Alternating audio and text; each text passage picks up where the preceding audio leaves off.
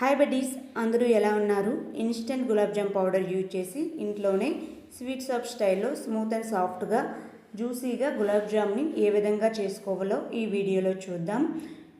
ఒక ప్యాకెట్ గులాబ్ జామ్ పౌడర్ని యూజ్ చేసి ఎక్కువ క్వాంటిటీలో గులాబ్ జాములు అయితే ఇంట్లోనే ప్రిపేర్ చేసుకోవచ్చు. దీనికోసం అయితే ఇన్స్టెంట్ గులాబ్ జామ్ పౌడర్ ప్యాకెట్ని అయితే తీసుకున్నాను. దీన్ని ఇదిగోండి ఈ పౌడర్ని అయితే ప్లేట్లో వేసుకుంటున్నాను. ఉండలు లేకుండా ఫింగర్స్తో అయితే ఈ విధంగా కలుపుకుంటున్నాను. మధ్యలో ఉండలు ఏవి ఉన్నా సరే పౌడర్ లాగా చేసుకుంటూ ఒకసారి కలుపుకున్నాను. దీనిలోనికి వాటర్ కానీ పాలు కానీ మీ ఇష్టం ఏదైనా యాడ్ చేసుకోండి. పాలని నేనైతే వేసుకుంటున్నాను. కొద్ది క్వాంటిటీలో అయితే పాలు వేసుకొని ఫింగర్స్తో ఈ విధంగా మొత్తం పౌడర్ని అయితే కలుపుకుంటున్నాను.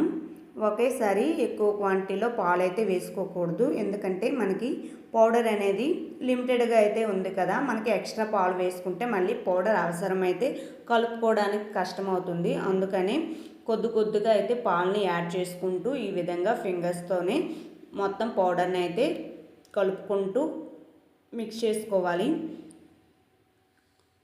చపాతీ పిండికి తగ్గట్టుగా కన్సిస్టెన్సీ వస్తే సరిపోతుంది. మరి చపాతీ పిండిలాగా గట్టిగా ప్రెస్ చేసి అయితే కలపాల్సిన అవసరం అయితే లేదు. ఈ విధంగా స్మూత్గా అయితే పిండిని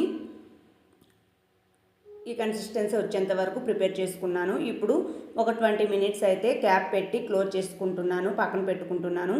20 మినిట్స్ తర్వాత దీన్ని చిన్న ముద్దల్లాగా తీసుకొని బాల్స్ లాగా అయితే చుట్టుకుంటున్నాను. క్రాక్స్ లేకుండా బాల్స్ అయితే చుట్టుకోవాలి. క్రాక్స్ ఉంటే షేప్ అవుట్ అయిపోతాయి గులాబ్ జాములు. అందుకనే క్రాక్స్ లేకుండా నున్నగా ఉండేటట్టుగా అయితే గులాబ్ జాములని ఉండల్లాగా అయితే చుట్టుకుంటున్నాను. చిన్న క్వాంటిటీలోనే చుట్టుకోవాలి, ఎందుకంటే మనం డీప్ ఫ్రై చేసిన తర్వాత ఈ క్వాంటిటీ అనేది కొద్దిగా ఎక్కువ క్వాంటిటీలో అవుతుంది. అందుకే ముందుగా చిన్న క్వాంటిటీలో అయితే నేను చుట్టుకున్నాను. ఇప్పుడు మనమైతే షుగర్ సిరప్ని దీనికోసము ప్రిపేర్ చేసుకుందాం. ముందుగా స్టవ్ ఆన్ చేసుకొని గిన్నెలోకి షుగర్ అయితే వేసుకున్నాను. 1 గ్లాసు షుగర్కి 2 గ్లాసులు వాటర్ అయితే యాడ్ చేసుకుంటున్నాను. షుగర్ మొత్తము వాటర్లో కలిసే విధంగా ఈ విధంగా బాగా కలుపుకుంటున్నాను. మీకు ఎక్కువ షుగర్ సిరప్ అనేది కావాలి అనిపిస్తే కొద్దిగా 1 గ్లాస్ ఎక్స్ట్రా అయితే వాటరు యాడ్ చేసుకోండి.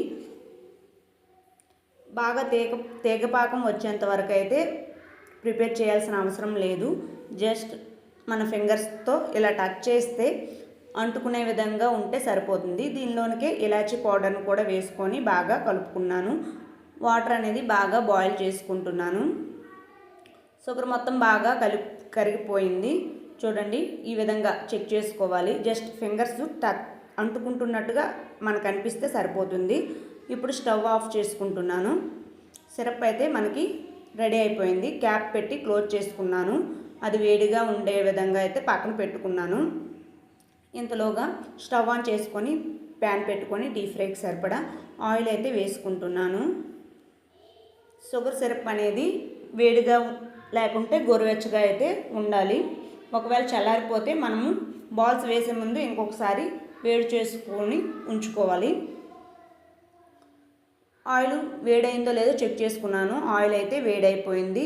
ఇప్పుడు ముందుగా మనము ప్రిపేర్ చేసుకున్న బాల్స్ ఉన్నాయి కదా, వాటిని అయితే ప్యాన్లో వేసుకుంటున్నాను. ప్యాన్కి నిండుగా అయితే వేయాల్సిన అవసరం లేదు. మనకి 2 వైపులా తిప్పుకోవడానికి వీలుగా ఉండే విధంగా కొద్దిగా బాల్స్ అయితే వేసుకుంటున్నాను. ఇప్పుడు దీన్ని 2వ వైపు కూడాను తిప్పుకుంటున్నాను.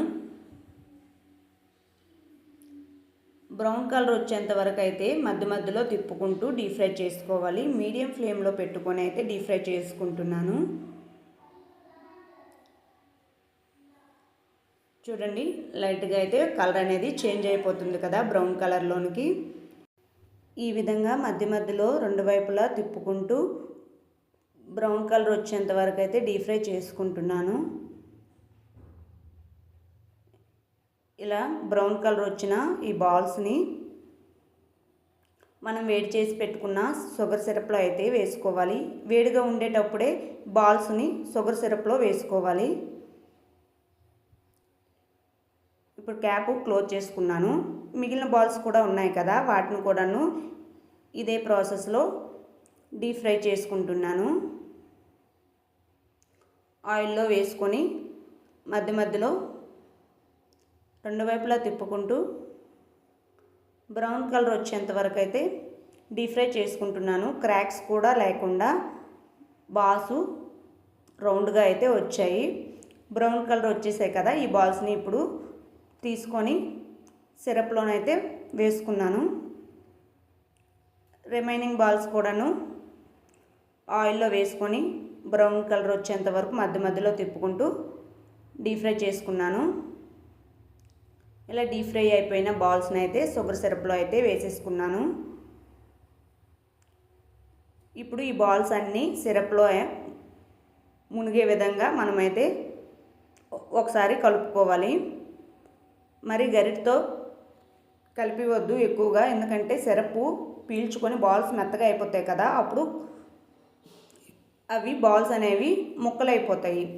ఇలా వేసుకున్న బాల్స్ని సిరప్లోన ఒక 20 మినిట్స్ అయితే పక్కన పెట్టేసుకుంటే సిరప్ని బాల్స్ బాగా పీల్చుకొని మెత్తగా స్వీట్గా ఈ విధంగా జ్యూసీగా గులాబ్ జాములు అయితే రెడీ అయిపోతాయి.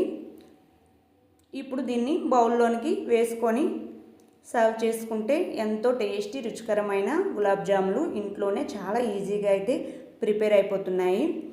అకేషన్స్ ఫెస్టివల్స్ టైంలోన అలానే స్వీట్ ఐటమ్ తినాలనిపించినప్పుడు మనం ఇంట్లోనే ఈజీగా ఎంతో జ్యూసీగా ఉండే గులాబ్ జామున్ అయితే ప్రిపేర్ చేసుకోవచ్చు. చూడండి, క్రాక్స్ కూడా లేవు, చాలా సాఫ్ట్గా అయితే వచ్చాయి. మీరు కూడా ఒకసారి ట్రై చేయండి, ఎలా వచ్చాయో కామెంట్ చేయండి. అలానే మా వీడియోస్ మీకు నచ్చితే లైక్, షేర్, సబ్స్క్రైబ్ చేసుకోండి. Thanks for watching.